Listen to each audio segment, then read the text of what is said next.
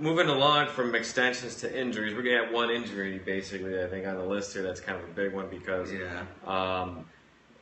just basically ruins this guy's season. He's not going to really play, I think, this season. He's out 3 to 5 months. Yeah, he might come back at the end. But Brett Anderson, the left-handed pitcher that the Dodgers signed to a 1-year contract for $15 million plus. Yeah, he accepted a qualifying offer. He was one of the first people to do that. Right, it was a qualifying offer. However, they are losing him for 3 to 5 months because he has a bulging disc in his back, and they are going to. He's having surgery today. Like it could very well be over by now, but hopefully he has a speedy recovery. First of all, that sucks. I mean, this isn't the first time he's had issues with his back, but it's just kind of not something you really want to be dealing with. Right off the bat, you're a week and a half into spring training. You got the guy for a year, and now he's done, and it's rough. It's not even a money issue. It's about the $15 million. That's nothing because you have insurance for the Dodgers too. But this is a big loss for the Dodgers because of everything that happened in the offseason within that division specifically. Mm-hmm. A lot of action happened. A lot of teams got better, and the Dodgers were kind of left well, who's left? Yeah, who's out there? And they picked up Kazmir. And Kenta actually made his spring training debut today or yesterday, and he pitched very well, so that's positive.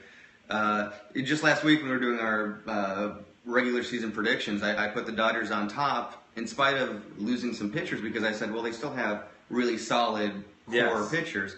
But Brett Anderson was projected to be their number 3, maybe even number 2 starter.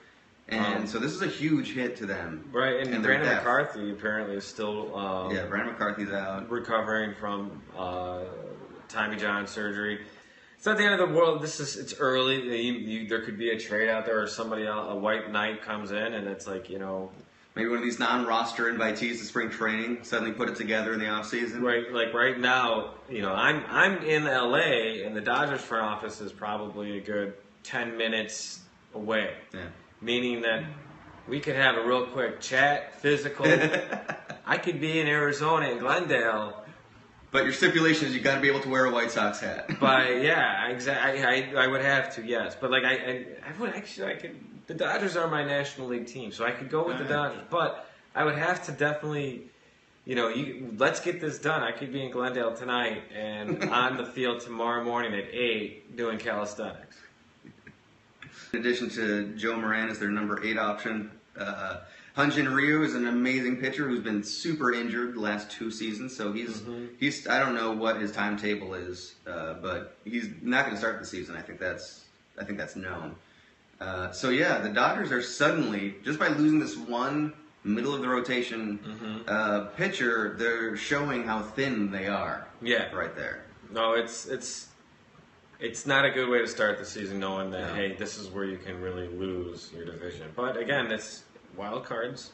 And that's a division that's going to probably, I think, could either be the wild. I think there's going to be wild card coming out of there because you'll have the Rockies and Padres just donating wins to the second and third place teams. Yeah.